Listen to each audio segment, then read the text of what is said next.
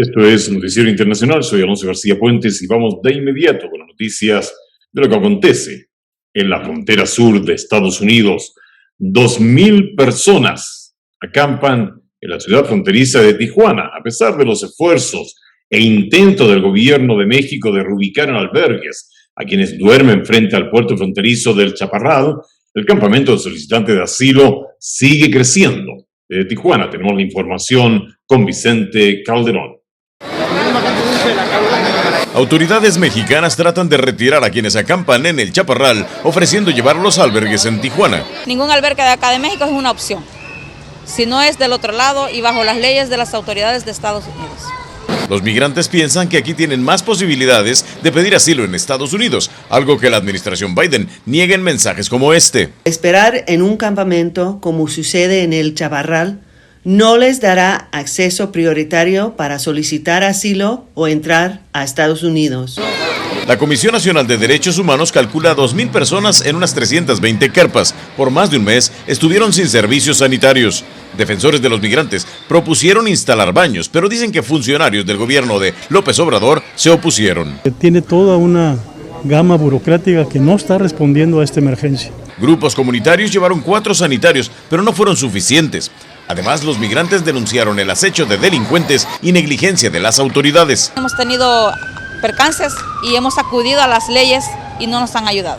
Finalmente, las autoridades trajeron 20 baños portátiles, duchas y otros servicios. No les estamos pidiendo requisito alguno para poderlos incorporar al sistema educativo, ¿sí? O también para el sector salud. Hay denuncias de que traficantes de personas vienen a tratar de convencerlos de cruzar ilegalmente, lo que en algunos casos afirman ha terminado con migrantes secuestrados.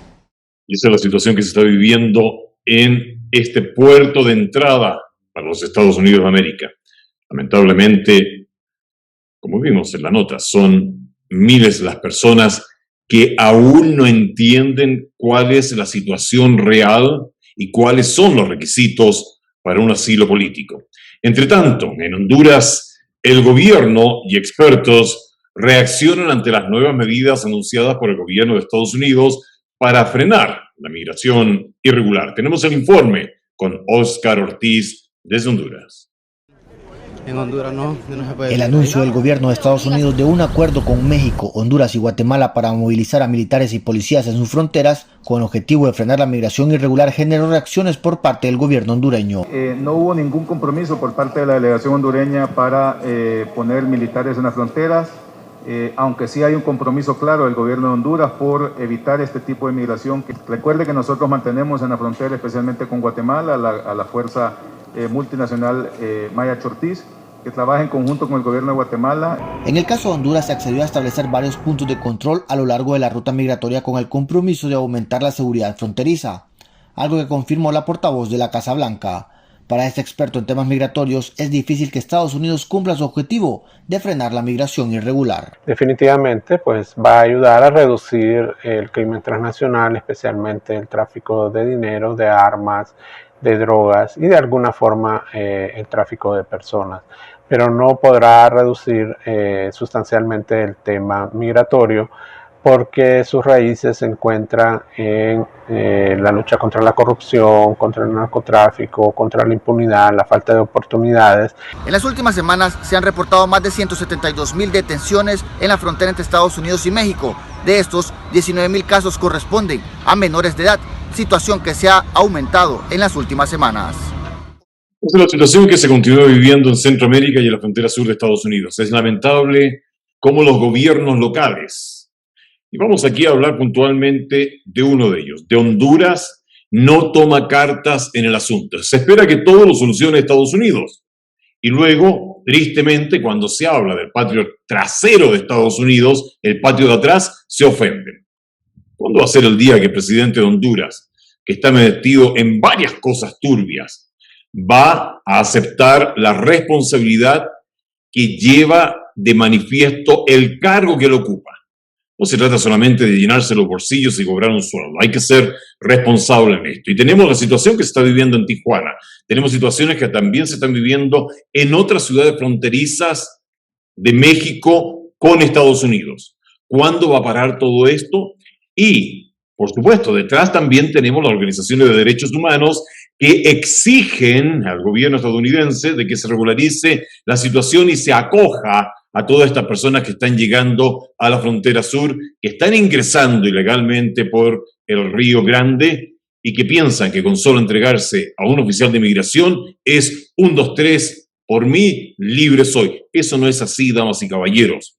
Y primero también el gobierno de Estados Unidos debiera de velar y ver qué es lo que va a hacer con aquellos más de 11 millones de personas que están viviendo en Estados Unidos en un porcentaje superior al 75% de estos 11 millones llevan más de 10 años y pagan billones de dólares en impuestos. ¿No se debiera entonces primero regularizar a estas personas y después ver qué es lo que sucede con todas estas que están llegando mal informadas, inocentemente y manipuladas a la frontera sur del país estadounidense? Son cosas que planteamos acá en Noticiero Internacional. Y quiero mostrar una nota que fue preparada precisamente por Celia Mendoza, que nos habla de la labor que están haciendo rescatistas mexicanos en el Río Grande. Fíjese usted que los integrantes del equipo de protección civil y bomberos en Reynosa, México, arriesgan diariamente sus vidas para rescatar a otras personas en esta ciudad fronteriza. Sin embargo, esa no es su única labor. El incremento en el número de inmigrantes que cruzan el Río Grande, entre ellos menores no acompañados, implica más ahogados, implica muertes. De hecho, Celia Mendoza acompañó en un recorrido a estos profesionales quienes recuperan los cuerpos de quienes perecen en las aguas. Vamos con la nota. En las oscuras aguas del Río Grande. Hemos tenido recuperación de menores desde 2 años, 14 años. Terminan los sueños de miles de inmigrantes cuyos cuerpos son recuperados por los miembros del equipo de protección civil y bomberos de Reynosa, México. Allí el comandante de bomberos Marco Antonio Llanas Quintero ha servido por más de 2 décadas. Experiencias muy tristes ahí con los familiares, más que nada, cuando son menores.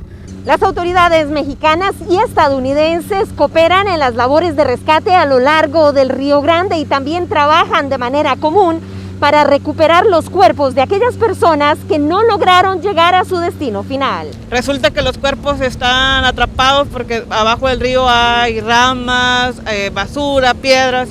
Entonces estos muchachos se tienen que sumergir para destrabarlos de esta situación. Aquí es una situación un poco complicada para ellos debido a que el agua es muy turbulenta y no les permite ver, entonces van casi siempre a ciegas haciendo el trabajo. Así lo explicó a La Voz de América Lisette Rodríguez López, encargada del despacho de protección civil y bomberos de Reynosa, desde uno de los botes de rescate, desde donde se aprecian en la orilla los restos de las lanchas inflables abandonadas, un recordatorio de la presencia de los llamados coyotes, quienes no controlan el caudal del río ni cuentan a los inmigrantes ahogados. Cuiden a sus hijos, las personas migrantes que lleguen a ver esto y manden el mensaje a sus familias en sus ciudades natales para que eviten mandar a sus familias a hacer ese cruce. Es el llamamiento de Juan José Carcaño Gutiérrez, director operativo de Protección Civil de Reynosa, dándole eco a los llamados de las autoridades estadounidenses que tienen ya bajo su custodia a más de 21,000 menores no acompañados. Es lamentable la situación.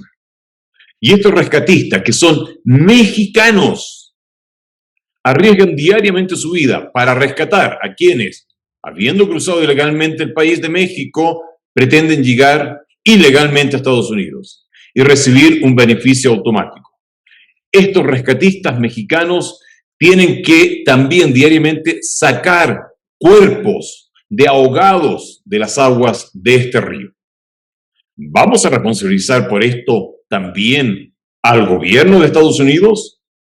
¿O ya es hora de que los gobiernos centroamericanos tomen responsabilidad de sus actos? Esto es Noticiero Internacional.